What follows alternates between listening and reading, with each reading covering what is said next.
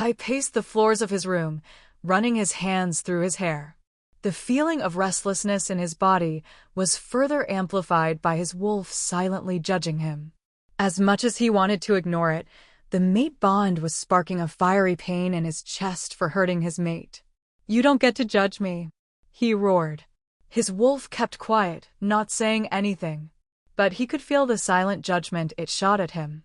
Kai refuses to believe that that girl wasn't like her father.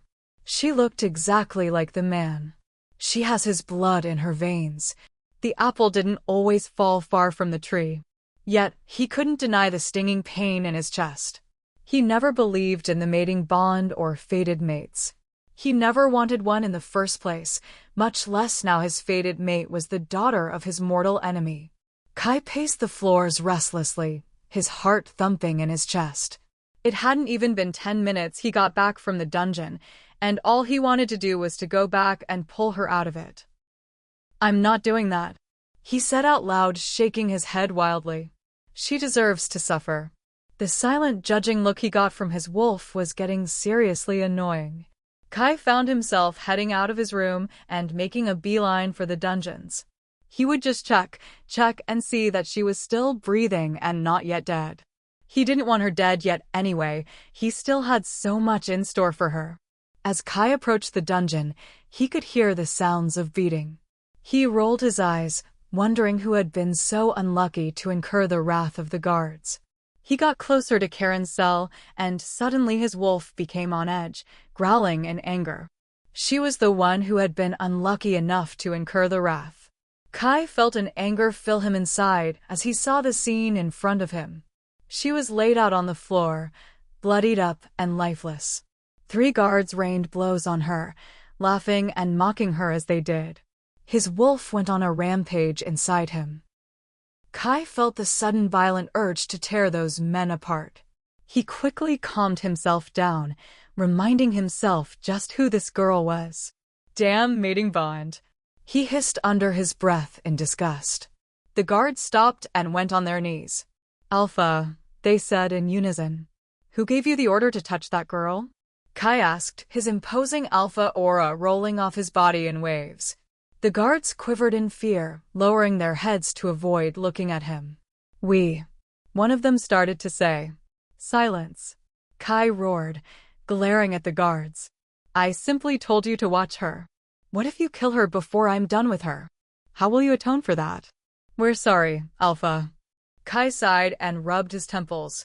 He mind-linked with his beta, Nicholas. "Come down to the dungeons immediately." "Yes, Alpha," Nicholas replied instantly. A minute later, Nicholas appeared in the dungeons. He looked at Kai, then he surveyed the dungeon. He picked up the girl without words. Her arm fell limply. If not for his honed hearing, Kai would have thought she was dead. Nicholas headed out of the dungeons. Kai turned and looked at the guards who still had their heads bowed. His wolf threatened to be set free and destroy them. Kai decided he had to do something about their clear breach of power and about the stupid mating bond. He turned and left without words. "Alpha," Nicholas spoke through the mind link. "Shall I send for a healer?"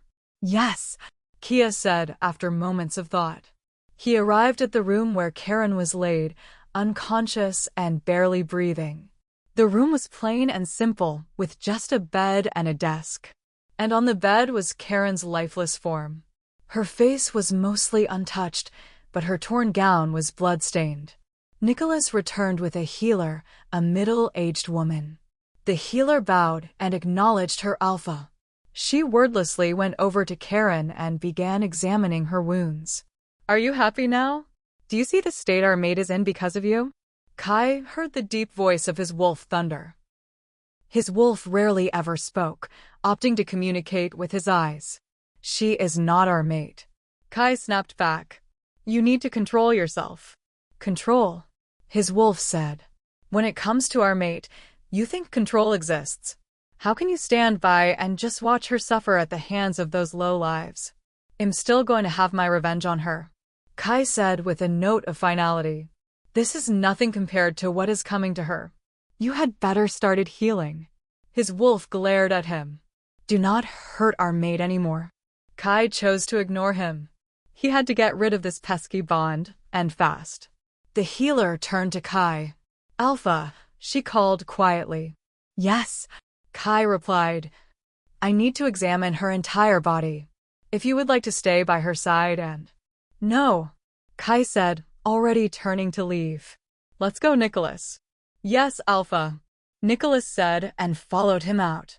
Outside the room, Kai didn't miss how Nicholas was looking at him. Spit it out, he snapped. Nicholas raised a dark brow. Did you order them to beat her up?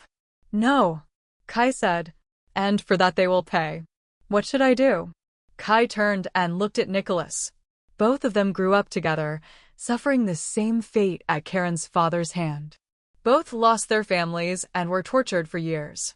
Neither of them spoke about it anymore, but Kai thought to himself that Nicholas didn't bear the animosity towards Karen as he had expected. Now Nicholas was his beta, and they weren't as close as they used to be. Have some warriors take care of them, Kai said. That's much better. His wolf said with a pleased tone. Nicholas nodded. Yes, Alpha. Kai waited outside the room. Nicholas left to execute the command. Kai could hear sounds of chanting from inside the room. Barely 2 minutes later, the healer emerged from the room. She heals weird, Alpha. The healer said. What do you mean weird? Kai asked. I think you should come and see for yourself. Kai went inside the room. The healer gestured towards Karen's body. She had covered most of her with the bed sheets. Kai's eyes widened. With the amount of blood he saw on her clothes, he had expected her body to be covered with nasty cuts. Bruises littered her skin, but there was no cuts and no blood. How is this possible? Kai asked. I'm not entirely sure. The healer replied. It seems her body healed the major injuries and left the minor bruises. She had several broken ribs, and her arm was also broken. It's fixed on its own. Even at that, this healing speed is faster than… Kai cut himself off. He was about to say faster than mine. But that was impossible. She was a weak wolf. How did she have such fast healing speed? Either way, she is still in a lot of pain. It may take a while before she wakes up. I'll come by and check on her regularly. Kia stared at the girl asleep. Her breathing had improved and her heart wasn't beating like it would stop anytime soon. His eyes hardened. Of course, what had he expected from the daughter of a monster? He turned and left the room, a certain feeling of distress settling in his chest. The first thing Karen registered was the softness. It felt like she was lying on clouds and not the cold, grainy floors of the dungeon. She opened her eyes, blinking to clear the fog out of her vision. Her eyes focused on a ceiling that wasn't the dungeon ceiling. She sat up, feeling a soft mattress on her back. Looking around her, she was met with the sight of an unfamiliar room, and not the dark, damp dungeon she had last seen before she passed out. The lack of pain in her body made her realize that something was off. She looked down at her body. She was clothed in a loose nightdress. She hugged herself slowly, feeling for any injuries. She felt none. She clearly remembered how the guards kicked her ribs and kept kicking her till she passed out. Of course, only Kai would have ordered such a thing, and she wasn't surprised. Karen sighed heavily, sadness settling in her stomach. Tears started to fill her eyes, threatening to spill. The door to the room opened made her wipe her eyes furiously. She looked up to see Kai holding a tray of what looked like medicine. Karen felt her heart skip a beat. He set the tray down on the bed. Your medicine, he said simply. I don't need it, Karen said quietly. You should appreciate my kindness. You don't know how long it'll last. Karen laughed. I don't need your kindness. She didn't miss how his jaw tensed and his eyes flashed silver. How dare you? Kai spat, anger radiating off of him. You think this will make any difference? Karen said, meeting his eyes fearlessly. I don't need your acts of kindness if you are the very source of my pain. Pain, you haven't even seen any pain at all. I haven't even begun with you. Karen laughed. Go on then. Kill me. I don't care. Kai looked shocked and taken aback. If you won't do that, then fine.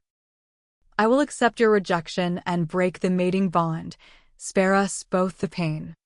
Kai's eyes narrowed dangerously. You wouldn't dare. I, Karen Winterblood, accept your... She didn't get to finish. Because before she knew it, he clamped a hand shut over her mouth and pushed her into the bed, his body towering over hers.